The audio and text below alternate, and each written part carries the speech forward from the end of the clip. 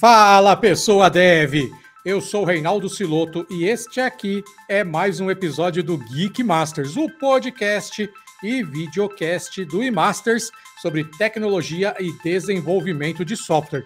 E hoje nós temos dois convidados para falar sobre Storybooks e vocês vão ver que o conteúdo é sensacional. Mas antes da gente conversar com eles, eu quero lembrar que este Geek Masters é um oferecimento da Syngenta Digital, que está revolucionando o mundo do agro e levando muita tecnologia. Para você saber mais sobre a empresa e também conhecer as oportunidades, confere os links que eu vou deixar aí embaixo na descrição deste episódio do Geek Masters. Agora eu vou chamar o André do Vale e o Balta para a gente bater um papo sobre esse assunto que é muito legal. E aí, pessoal, tudo bem? E aí, Siloto, beleza? Beleza, cara. Antes da gente começar, se apresenta pra gente aí quem é o André do Vale e quem é o Balta, que também é André, né? Então vamos lá, vai ter o André e vai ter o Balta aqui hoje. Um array de André aqui. Boa. Prazer, eu sou o André do Vale, sou Staff Engineer aqui na Syngenta desde junho do ano passado. Tenho foco forte em front-end. Também sou pai de pet, esposo, e estou aí no mercado, dedicado novamente ao front-end há cerca de 17 anos. Muito bom. Bacana. Eu sou o André Baltieri, ou Balta, né, como o pessoal me conhece aí. Sou Microsoft MVP, trabalho com tecnologias Microsoft, acho que desde sempre, né? Com outras tecnologias também, tô até com a camisa do Angular aqui hoje para fazer um jabá do meu framework de coração, mas trabalho com outras tecnologias também. E tô nessa área desde 2003, 2002, mais ou menos. Bom você estar com a camiseta do Angular aí, porque a gente vai acabar falando sobre ele hoje aqui, Vamos. Né? Opa! Então, hoje vamos tem. embora, né? Então vamos lá, vamos começar pelo princípio, né? O que é esse tal de Storybooks aí? Para que serve? O que é isso? De onde ele surgiu? Quer conversar, André do Vale? Ou do Vale? Eu vou chamar você só do Vale. Beleza. Igual ator aí da Globo. Beleza, eu posso tentar puxar aqui. Antes, eu queria fazer tipo um paralelo com o passado. Antigamente, nós tínhamos o costume de criar algumas telas nas aplicações chamadas sandbox. Quem nunca fez uma caixinha de areia ali para estar criando seus componentes, estar testando alguma coisa de forma isolada. E assim, a gente pode resumir o Storybook como isso, uma ferramenta que nos permite desenvolver componentes, principalmente quando é UI isolada ali, sabe? De uma maneira totalmente desacoplada da aplicação real em si. Então, assim, não que não funcione partes mais complexas, mais lógicas, como roteamento, autorização, esse tipo de implementação, mas o Storybook ele nasceu ali para nos ajudar, e ajudar principalmente em escala, porque permite que a gente possa desenvolver ali completamente isolado, e ter uma capacidade até velocidade, se comparado com a aplicação real em si, sabe? Bacana demais, cara. Eu vejo também o Storybook, se a gente olhar, assim, você puxou um gatilho bom, cara, que é a questão do tempo, né? Eu trabalho bastante com back-end também, com a parte de criação de componentes no back-end, que é algo que o front-end também vem puxando, né? O front-end o pessoal entendeu que o front-end é tão importante, tão complexo quanto o back-end, né? Então você já vê que faz alguns anos aí que a gente tem frameworks JS, a gente tem toda uma parte estruturada de front que antes parece que não existia muito, né? Era mais assim, o full stack completo. E a criação, a segmentação do front-end em componentes também já é uma realidade que se a gente olhar assim e falar, meu, hoje eu tenho um componente para tudo dentro da minha aplicação. Antes você olha para dentro de uma aplicação, você tem um botão, você tem um select, você tem um autocomplete, você tem N componentes ali. Agora, assim, imagina para você gerenciar todos esses componentes. Como que você faz para gerenciar um tanto de componente dentro? Imagina, pega uma empresa aí com 15, 20, 30 interfaces diferentes. Imagina quantos componentes tem dentro dessa interface. Então, o Storybook essa ferramenta, né, que é o Storybook que a gente está comentando aqui, ela auxilia muito nisso. Você consegue criar seus componentes e trabalhar com eles de uma forma isolada. Imagina você precisar criar um app ali só para ter um componente lá dentro, para fazer uma modificação, depois tentar replicar esse componente em diversos outros apps, né? Então não funcionaria. O Storybook ele ajuda muito a gente nessa parte aí, não só de organizar, mas também visualizar a componente que a gente tem, né?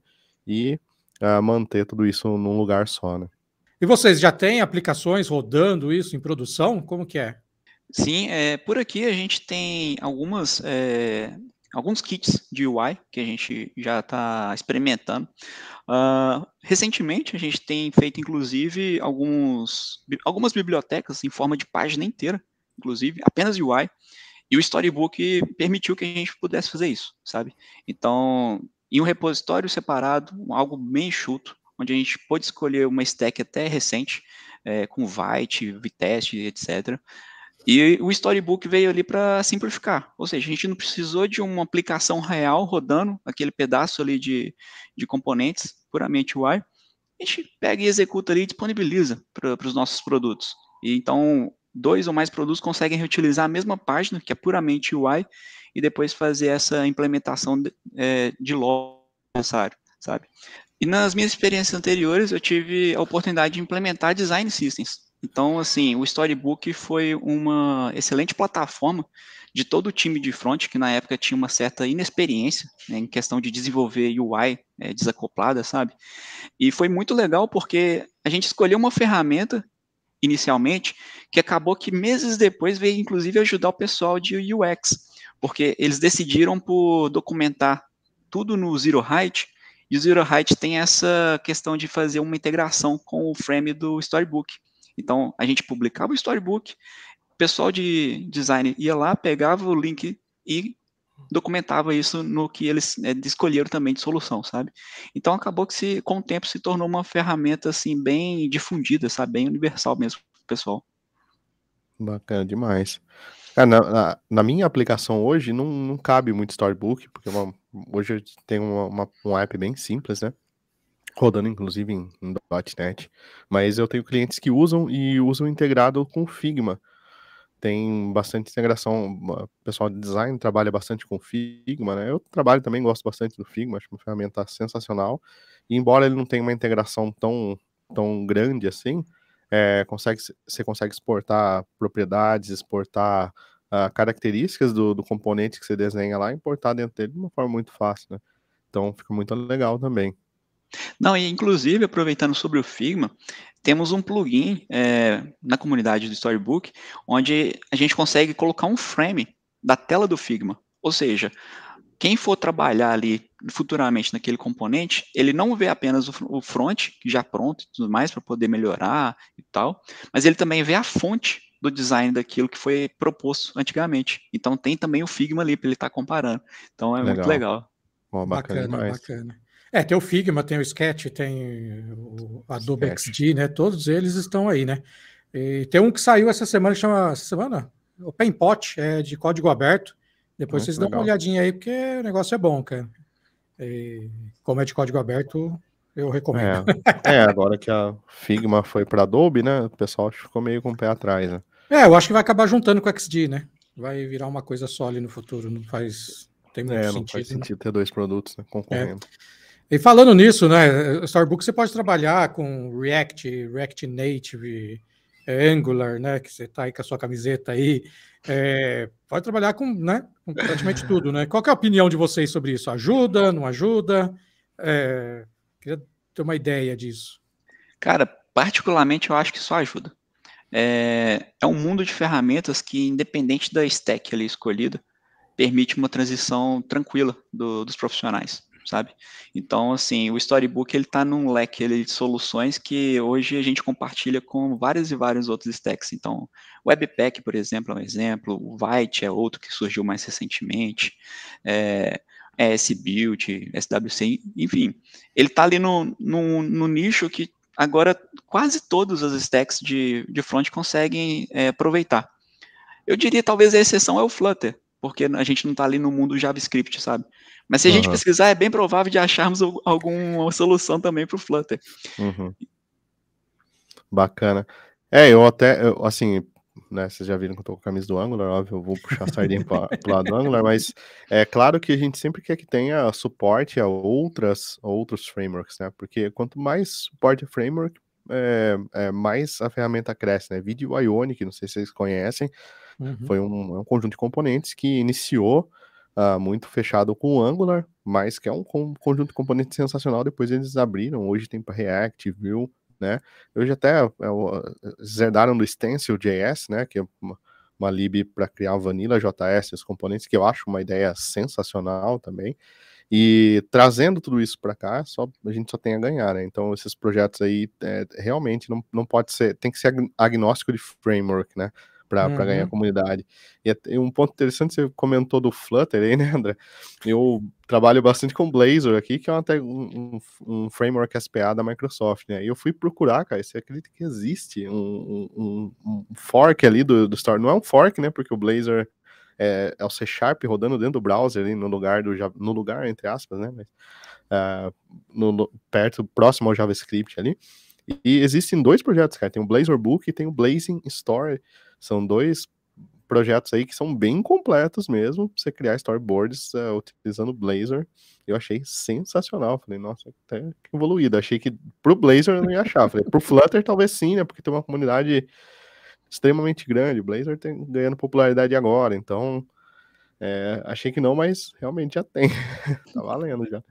Não, guardamos outra coincidência aqui, porque essa semana mesmo eu estava pesquisando um produto em Blazor, e eu fui entender o que era stack e tudo mais, e tava lá, eles também utilizam o Ent Design.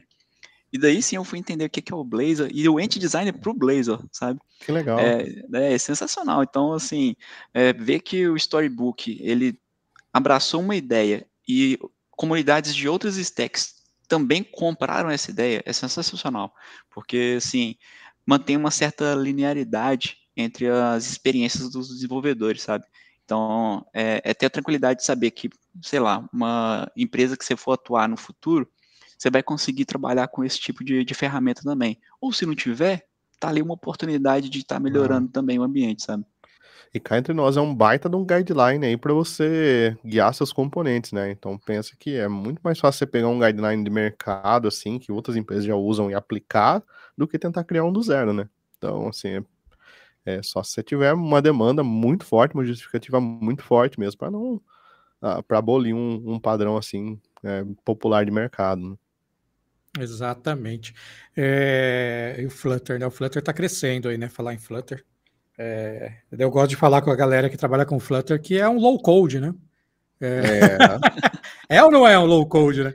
Mas tem a ver, né? Tem um caminho Flutterflow, ali. tem várias ferramentas aí que...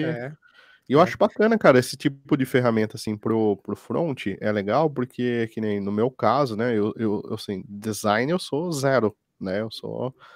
Zero não, talvez negativo ali, né, no design. Então, para mim, é difícil pensar nessas formas, assim, de fazer botão.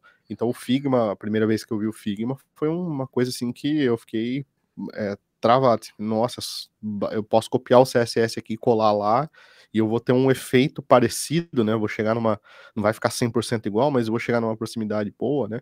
Então, imagina assim, você ter uma espécie de um Flutter Flow ali, onde você consegue arrastar componentes, editar componentes de uma forma visual, só que dentro do Storybook, né? Seguindo guidelines de componentes, conseguindo distribuir isso de uma forma uniforme para sua empresa. Então, assim, é a utopia de todo o design / dev aí, né? Imagina a agilidade aí, né? Você vai ganhar em agilidade muito, né? Indo nessa linha, né? Acho que vocês já falaram bastante coisa sobre isso, né? Mas qual que é a vantagem do Storybook? Tem vantagens em usar e não usar? Tem, tipo, nesse projeto eu devo usar, nesse eu não devo usar, né? Qual que é a opinião de vocês nisso aí? Assim, vantagens são inúmeras, realmente. Eu posso começar falando sobre o desacoplamento entre a questão de UI e as regras de negócio, a lógica em si. Então, assim, dentro do Storybook, a gente está em um mundo totalmente abstrato. Nós não precisamos nos preocupar com toda a regra de negócio. Assim, não é 100% isso via de regra, mas, por exemplo, a gente não precisa se preocupar com camadas de autorização e autenticação, com camadas de roteamento, com camadas de requisições, tratar requests, esse tipo de situação. Não que seja impossível, é viável, mas não é o melhor meio de se adotar o Storybook, sabe? Então a gente tem essa forma de trabalho desacoplado. Outra situação que é um impacto bom desse desacoplamento, sabe? É você poder atuar fora da aplicação real. Quem é que nunca trabalhou em aplicação que demora, sei lá, 20 minutos para subir localmente? E o Storybook você sobe em poucos segundos, você está atuando ali num ambiente totalmente disponível para você testar, validar suas alterações, suas implementações, etc, sabe? Então vai muito nesse caminho, eu acredito, as principais vantagens. Inclusive, cara, tem um cenário que eu já trabalhei que precisava da manutenção, por exemplo, em header de tabela, assim, né, em cabeçalho de tabela, em componentes, assim, que estavam em telas que estavam muito lá dentro do sistema. Então você tinha que logar, você tinha que selecionar um usuário, você tinha 5, 6 passos para você fazer até chegar naquela tela que tinha aquele componente para você trabalhar. A manutenção é horrível, né? Porque até você chegar lá já dá preguiça. Fala, nossa, tem. Meu Deus. É assim, para não ficar só nos pontos positivos, né? Acho que o André já colocou todos os pontos positivos aí, eu concordo plenamente que o isolamento, você conseguir ter uma visão única, e você conseguir trabalhar nos estados separadamente, né? Quando o botão para quem está autenticado, para quem não está autenticado, você tem esses estados de uma forma muito mais simples, que você não precisa, por exemplo, se autenticar para fazer uma simples alteração no botão. Mas fora isso, eu acho que o cenário que cabe ou não cabe, por exemplo, no meu caso aqui, né, que eu tenho um site onde o pessoal faz os cursos, se cadastra e etc.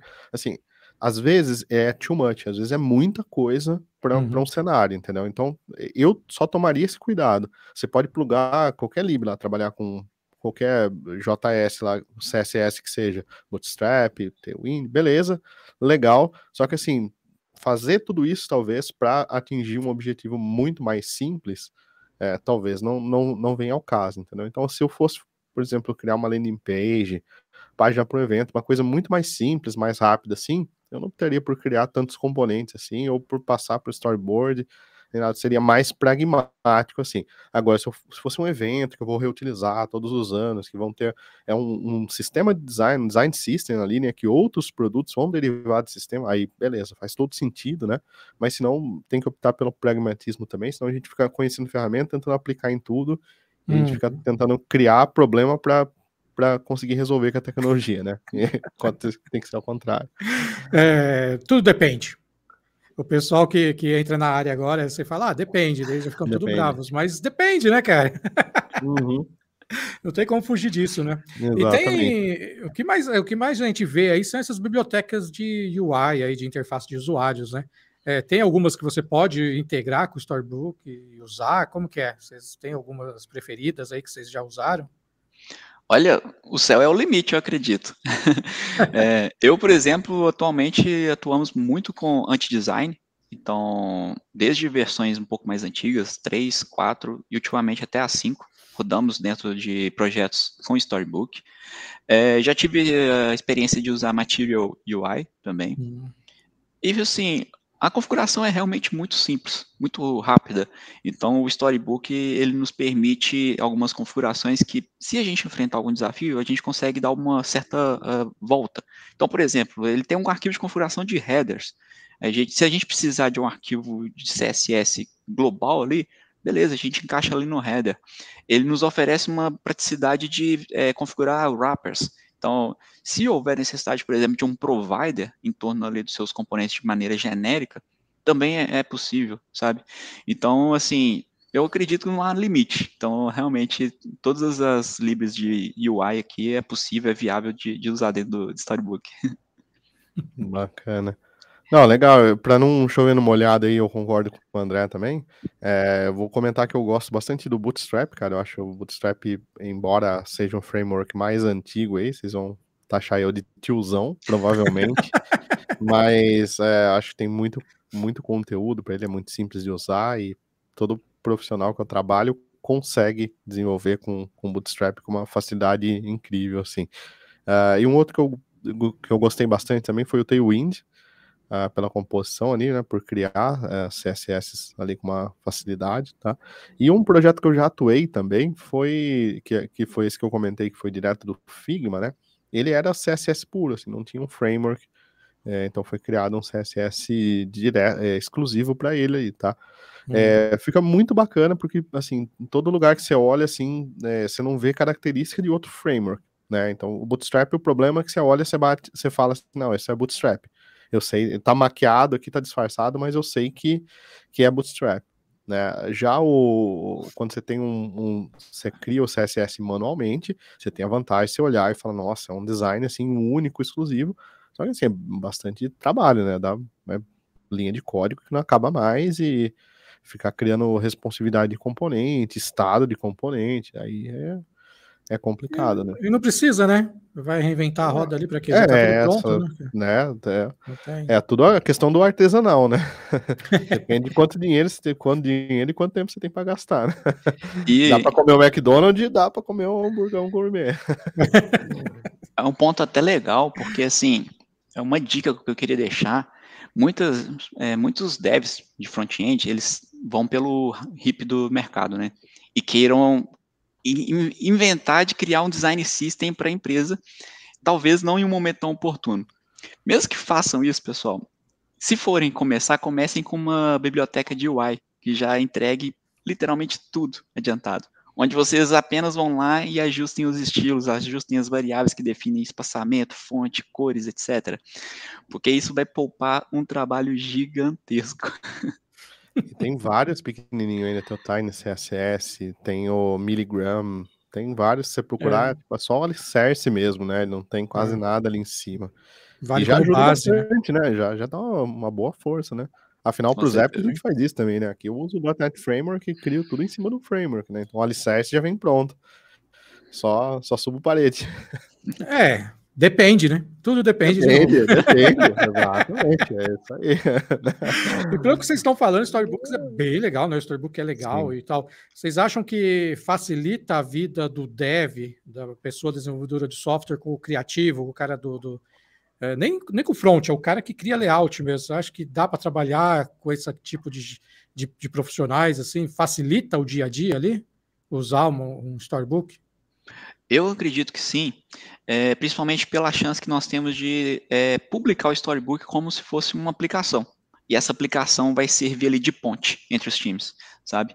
Então, assim, do trampo mais básico do time de produto ou designer, eles podem estar acessando o Storybook, validando se realmente foi construído, seguindo todos os guidelines que os times definiram anteriormente. Tem também alguns tipos de plugins que podem auxiliar em validações. Então, por exemplo, tem alguns plugins que dá para fazer testes de acessibilidade, testes inclusive de vários tipos de daltonismo, validar esse tipo de coisa, renderizando ali no browser, sabe? Então, assim, há outros também testes que podem ajudar, inclusive, outros times, como o de QA. Pessoal, dá para integrar um plugin ali que você faz os testes unitários de UI, no caso, colhe todo o coverage e integra nessa mesmo build. Então fica fácil de um time de QA validar se os testes têm coesão, se faz sentido aqueles cenários criados também por componentes, sabe? Então, assim, eu acho que é uma excelente ferramenta de integração, sim, entre times, não só produto design, mas outros, inclusive, sabe? Uhum. E se eu for vou colocar algo para agregar aqui, eu falaria que uma outra melhoria bacana dessa parte também é a comunicação, acho que entre todos os times, né? Então, se você tem design e desenvolvimento ali, a parte mais difícil, cara, é você ter uma comunicação uniforme dessas duas pessoas, né? Então, eu, assim, como dev, cara, muitas vezes eu tenho aquela preocupação com o design, mas não é a mesma preocupação que o designer tem. E acho que isso nunca vai acontecer, porque são profissões diferentes, entendeu? Por mais que eu entenda que o botão tem que ser roxo, quando tiver um H-over, tem que fazer uma ação, tem que trocar um estado, é uma preocupação diferente, né? Você vai trabalhar com design e fala, não, mas tem o motion, né? Não pode trocar assim, ele tem que ter uma transição de tantos segundos. E o que é totalmente importante, eu entendo, porque assim, ele estudou isso, ele sabe disso, né? Mas eu, que não estudei, para mim, assim, ó, mudou de cor, tá valendo, entendeu? Então, acho que ter essa possibilidade de ter esse visual aí e os dois já terem acesso ao mesmo botão, a troca de estado ali, a conseguir ver as coisas acontecendo ali de uma forma muito mais isolada e tranquila, é bacana. Até porque, assim, dificilmente você vai conseguir sentar um dev e um designer junto para executar um teste ali numa tela, né? Isso não vai acontecer. E se acontecer, talvez saia a briga, né? Melhor deixar separado já. Deixa cada um na sua salinha lá, que é melhor. Né? Muito bom.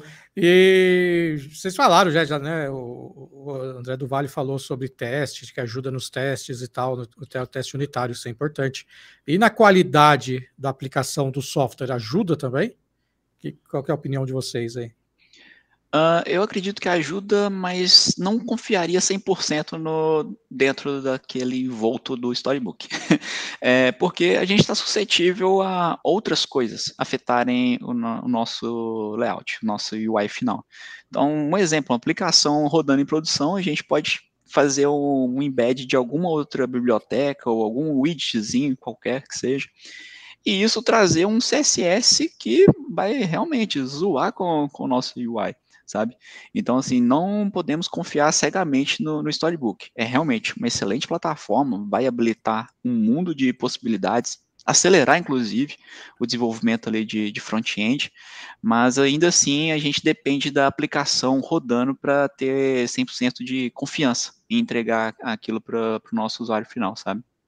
Uhum. Bacana, eu concordo 100%, cara. E, inclusive, assim, já tive problemas, assim, de bibliotecas de terceiro desabilitar botão do site, por exemplo. Coisa assim que você não tem como pegar em desenvolvimento, entendeu? Então, é coisa que às vezes só acontece em ambiente, produção, né? Ou réplica de produção, no caso, QA, né? Você tem um ambiente separado ali que é réplica de produção, você vai conseguir pegar esse tipo de erro, né? Não dá para confiar 100%, até porque não é uma biblioteca, não é uma ferramenta para teste, para garantia de qualidade, uma ferramenta mais voltada para a gente ter uma interface, né? Uma coisa mais uniforme ali, e não uma garantia de testes. Entendi. E se a pessoa está vendo, né? A gente já está chegando quase no finalzinho aí. Se a pessoa viu, gostou, achou que é legal, ele quer aprender, onde que ela vai? Tem lá o repositório oficial lá no GitHub, tem algum outro lugar que ele possa ir para estudar mais, para aprender isso aí? Cara, basicamente o site oficial do Storybook já é uma ótima porta de entrada, sabe? Vai ter uma documentação sensacional em vários diferentes stacks. E se vocês não encontrarem a stack de vocês lá dentro, o GitHub é outro lugar acolhedor também, o GitHub do Storybook. Lá vocês vão encontrar pessoas da sua stack, pessoas provocando o pessoal do time ali, dos colaboradores, né, do Storybook, para ver se eles lançam o oficial. E se não lançam, vocês vão achar alguém no meio da thread lá que solucionou o problema e lançou a própria versão, sabe? Então, acredito que é os dois principais meios, o site e o GitHub do Storybook. Exatamente, cara. Inclusive, foi no próprio GitHub que eu achei os do Blazor que eu comentei com vocês aí. Fui lá dar uma olhada lá, fui dar uma fuçada e acabei encontrando ali os do Blazor. Deve ter os do Flutter lá pro meio também. Eu tô com ele aberto aqui, o Flutter tá lá, cara. Ah, legal. O Flutter tá lá entre os frameworks suportados. Ah, que bacana, isso aí. Tá lá. Bom, papo sensacional, o nosso tempo já está estourando aqui, eu quero agradecer ao Balta, ao André do Vale também. Agora chegou aquela hora do jabá, né? Que vocês têm algum canal no YouTube, alguma coisa que vocês estão produzindo, querem divulgar o LinkedIn, querem divulgar o blog? Fica à vontade aí. Boa. Eu não tenho pretensões de ser influenciador da nossa área, mas assim, eu tenho tentado criar alguns textos no LinkedIn, alguns artigos aqui junto com o pessoal da Singenta. Então, quem tiver interesse em criar uma conexão, joga lá no LinkedIn, André do Vale e Singenta, então não vai ter erro em me encontrar lá. Uhum. Então é isso, eu quero agradecer aí a oportunidade, valeu demais. Show. Bom, pessoal, quem quiser acompanhar um pouco mais meu trabalho, eu falo bastante sobre tecnologias Microsoft e sobre Angular também, né? Quem buscar Angular aí vai encontrar. É Balta, né? Só buscar por Balta aí vocês vão encontrar, mas balta.io. Lá já tem todas as redes sociais ali no rodapé, vocês vão encontrar ali YouTube, vários canais aí, diferentes tecnologias que eu falo, tá? Então me sigam lá, tô sempre postando conteúdo legal para vocês. Show de bola. Eu vou deixar os links também, né, aí de baixo aí na descrição. E o pessoal vai com certeza encontrar vocês e trocar uma ideia aí, porque o conteúdo acho que ficou bem legal. Já fica aqui o convite para uma continuação. Quem sabe a gente faz aí uma live aí mostrando mesmo, né, demonstrando como o Storybook funciona, porque eu acho que a galera vai ficar curiosa aí. E muito obrigado mais uma vez, valeu, e a gente se vê no próximo Geek Masters. Sensacional, falou, gente. Muito obrigado. Um abraço aí. Até o próximo. Até mais, gente. Obrigado. Que conteúdo bacana, hein? O André do Vale e o Balta trouxeram muita informação legal e útil. Se você tem alguma dúvida ou quer mandar alguma sugestão, deixe aí nos comentários, vai ser bem legal a sua participação. E lembrando também que a Syngenta Digital tem muita informação sobre tecnologia no mundo do agro. Então eu vou deixar links aí embaixo para você poder conferir e também ver as oportunidades na Syngenta Digital. Então, confere todos os links aí embaixo, porque com certeza você vai gostar e vai entender melhor como funciona o desenvolvimento de software no mundo do agro. Eu espero que vocês tenham gostado demais também deste Geek Masters, como eu gostei. Como eu já falei, comenta, curte e a gente se vê no próximo episódio. Valeu!